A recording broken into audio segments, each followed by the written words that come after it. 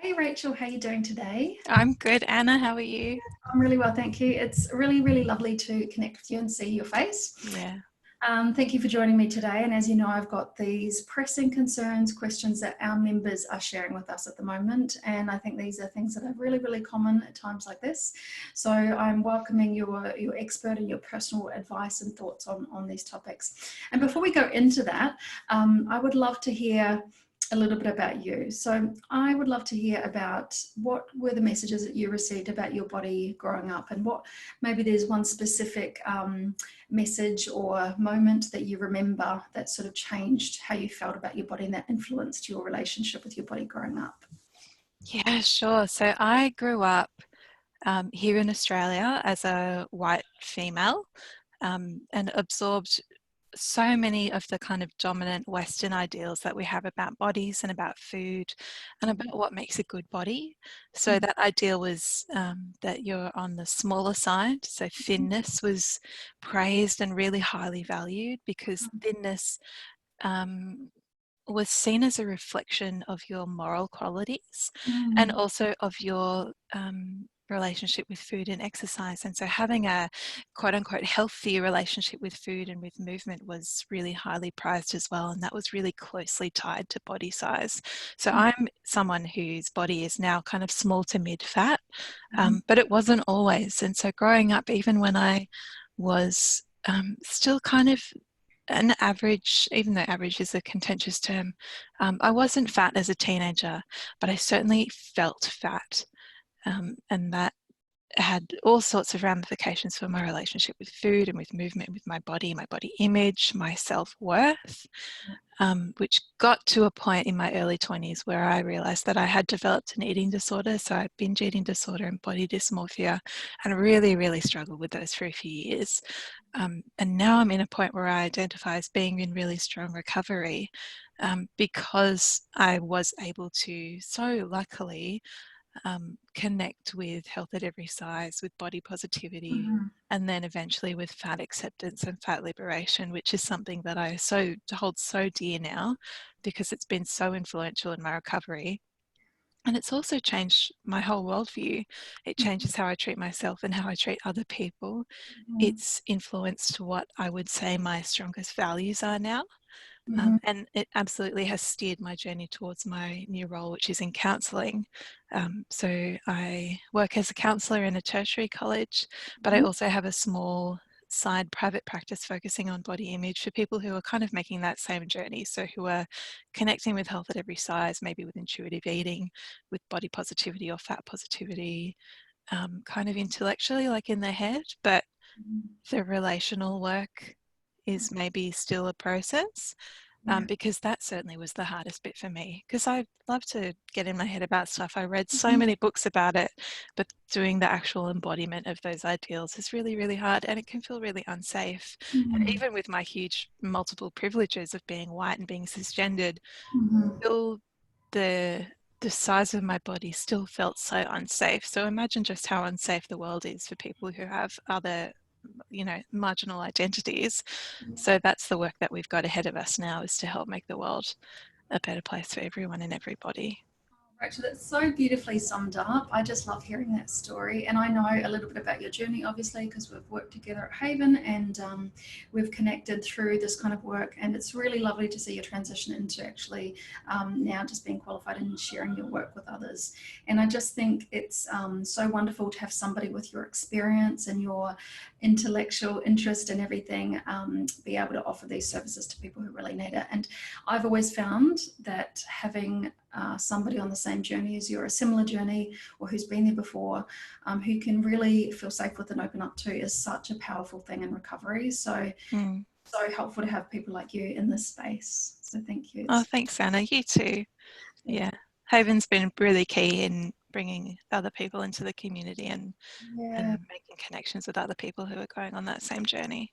Yeah, it's so great. It's such a pleasure to be able to offer that space to people. I just wanted to touch on a couple of things that you said, like just talking about the intellectual, like getting it intellectually and then embodying it. This is just such a common thread I hear so often, and I've experienced it myself, is I just think it's wonderful that you're helping people to bridge that gap, because I think that is the most challenging thing. I've heard so many people say, I get it, I get the HAES principles, I get the non-diet principles, but Mm. still not there. And it just, it's Yeah, or they'll get, I get body positivity, or I get fat acceptance for other people. Like, yeah, I respect other people's bodies and I want them to feel so much freedom and safety and love in who they are, but yeah, it's just so hard for me to apply that to yeah, myself. And yeah, it's the hardest bit, and it's the often the last step, and you don't yeah. have to do it alone. It is a Oh, really common so great. struggle. Would you call that, I think Virgie Tovar refers to it as internalized fat phobia? Yeah, Yeah. absolutely. Yeah. There's some really good links I might share with our community as well around these topics and that, because I think it can help hearing other Mm. people who have walked the path and done this kind of work, and yeah, and just hear it from lots of different places and that. Cool, Rachel. Well, thank you for that. So you're currently now working with people in this space. So we'll talk at the end about how people might want to get in touch with you on Yeah, that. great. But let's move into the question, and I'll read it out just so it's fresh in Mm-hmm. your mind. It is more of a statement, I guess, more of a concern, but one that's really pressing. And this member says, body shame is off the charts. I feel like I'll never accept this body of mine. I feel I'm going backwards in self-acceptance, and diets and diet thoughts are creeping in constantly, even though my experience with diets have been terrible. It's very seductive at the moment. I feel I'm doubting all my beliefs about HAES, but in my heart, I know it's not the case, but still the diet culture voice is very loud. And it's a massive concern that's really upsetting right now. So please go ahead and share with us what you would love to share with a member who's going through this. Yeah. Oh, so firstly, I recognize that distress. It's so familiar, and it. I think we talk about it a lot in eating disorder recovery, but in any kind of any experience of having your mind changed about something, or changing your behavior, or switching paradigms, is that it's not a linear journey, it's a spiral. And so you'll keep coming around to points where you question everything and where you feel distress again and again and again. But the hope is that that's a spiral that goes upwards, and so it becomes less distressing each time, and you learn new things each time. Okay, so they've said that the diet culture voice is really loud right now. And so my questions, and I want to say that I'm not an expert. Whoever this person is who wrote this knows so much more about their life and their experience than we ever will. So I don't want to give advice necessarily, but just kind of reflect on what's popping out from the question. And if there is anything that's helpful in what we say, then that's great. So they said the diet culture voice is very loud. And then my question was, are you worried that you'll succumb to that diet culture voice? And what would it look like if you did? So if you did start dieting again for a month or for less or longer, succumbing to the diet culture voice doesn't mean you're a bad person. And it doesn't mean that you're rejecting health at every size or body positivity. You're acknowledging that that voice is really strong and it's coming from everywhere, and you're not made of steel. So succumbing to it doesn't mean that you don't believe in HAES enough. It's just something that's happening. And then another thought I had was that kind of distress tolerance piece around how can you find a way to acknowledge that the diet culture voice is very loud, and maybe reduce the power that it has a bit. And that's really hard as well to think about doing, because it is really powerful and it is reinforced in so many areas of your life. Okay, so let's see what else I've got. So in terms of doubting beliefs about health at every size, I've been there so many times. My family is all working in healthcare in various forms. I grew up in a very health-minded family and a very science-minded, evidence-based, research-focused family. Your parents are doctors, is that right? My dad's a doctor, my mum was a midwife, and she now teaches aged care. I've got other doctors and many nurses in the family. So something that I've always kind of told myself is that I've got these two paradigms, this kind of weight-focused paradigm and this weight-neutral or HAES paradigm. And one of them tells me to treat myself better and to treat other people better. So even if one day the science, the evidence base that we have for HAES, and we do have a really strong evidence base for it, Mm. even if that kind of crumbles, Yeah. it's still the one that tells me to treat other people and to treat myself better. So I'm still going to lean towards that one. Yeah.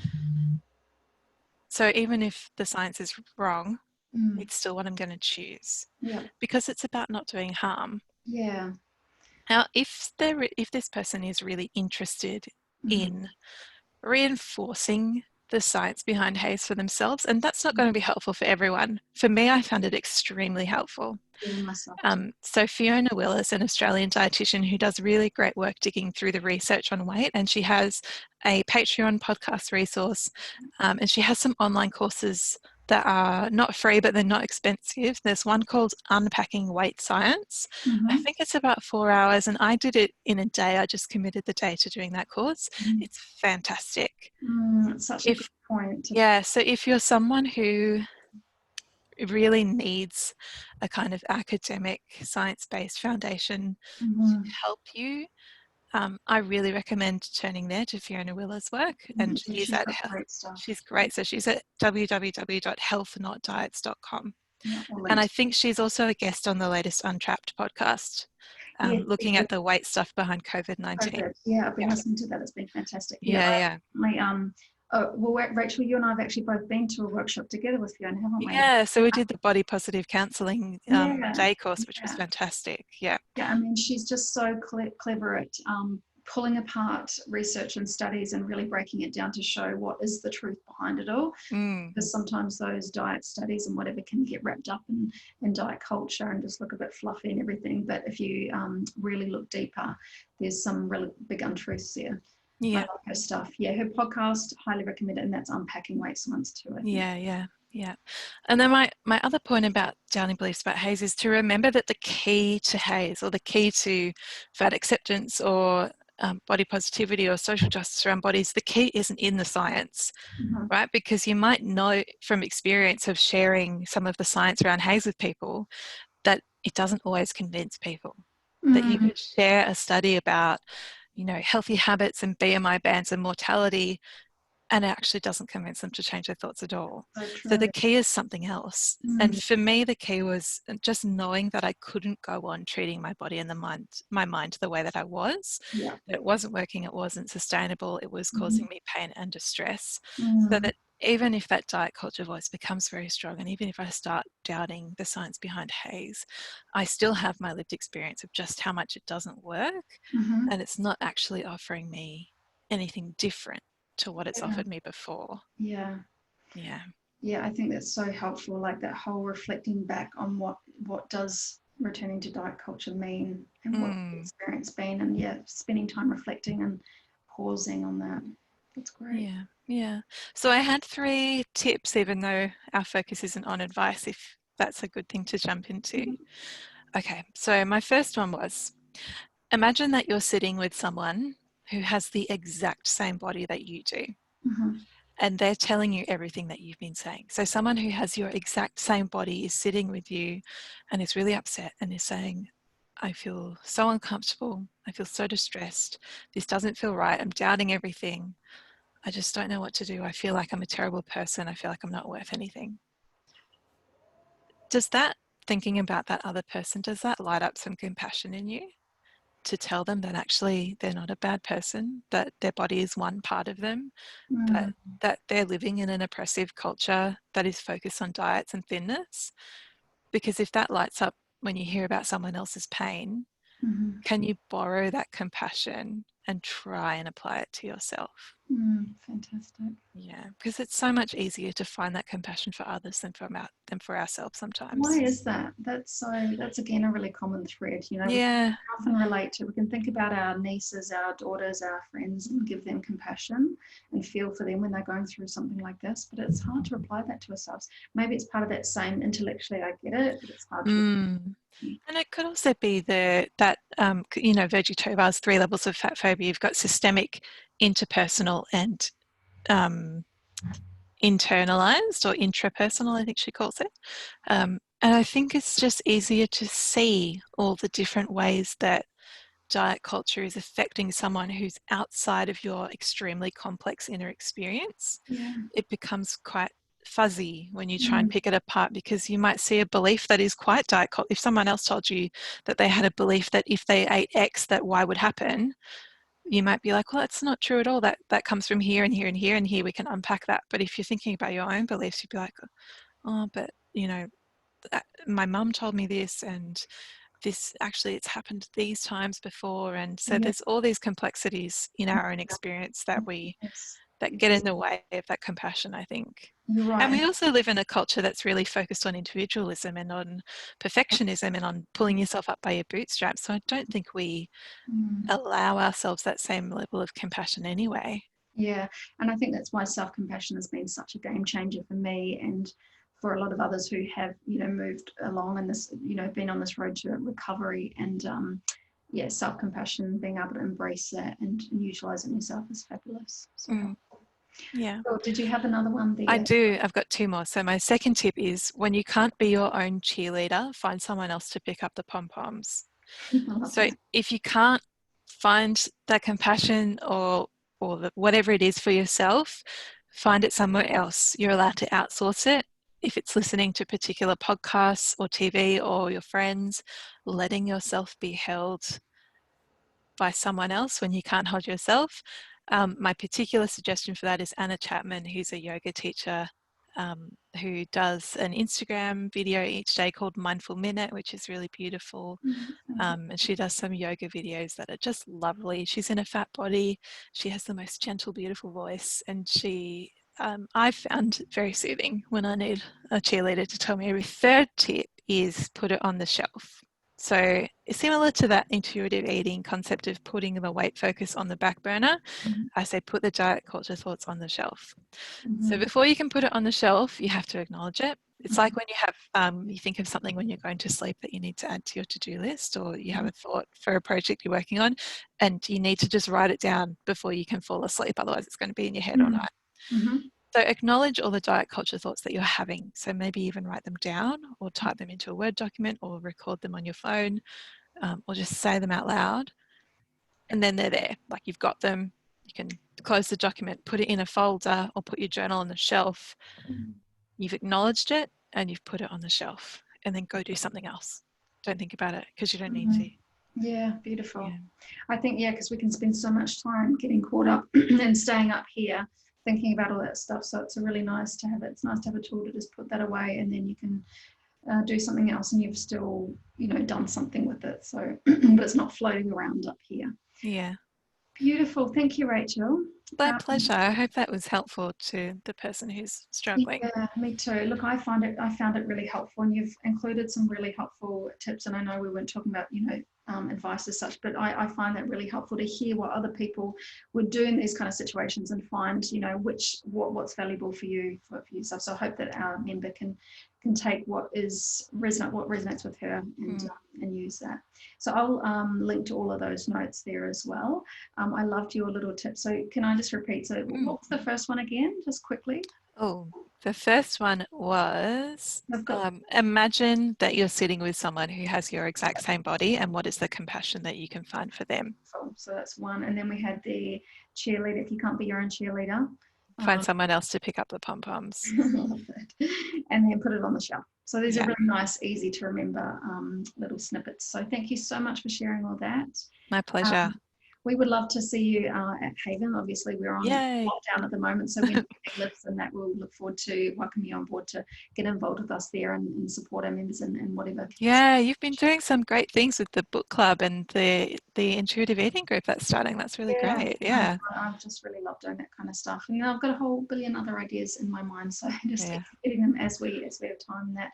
And doing responding to what clients seem to really need in that. So can we hear from where we can find you? So I know you've got a new website. Yeah, so my counselling job is at a college, so it's not body image focused, but my little private practice on the side is called Make Space Counselling. So it's at makespacecounselling.com. With a focus on body image, but you know, there's all sorts of things that come unraveled when you start to talk about body image. So anxiety, depression, Yeah. disordered eating, all sorts of things. The website's up and you can send me an inquiry and we can start to get to see if we're the right fit for each other. There's also other resources there if you need help, so helplines that you can call.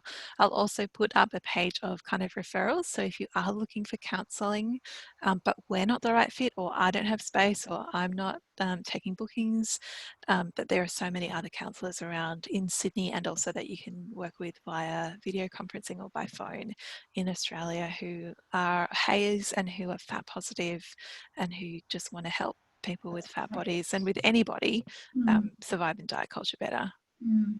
Thank you, Rachel. I really appreciate it. And I will share this with our members, share all the links in that. And like I said, we'll look forward to seeing you in person at the studio sometime when we reopen. Yeah, pleasure. Oh, I'd love Thanks, to all the Rachel. Havenites. Mwah. Thank you so much.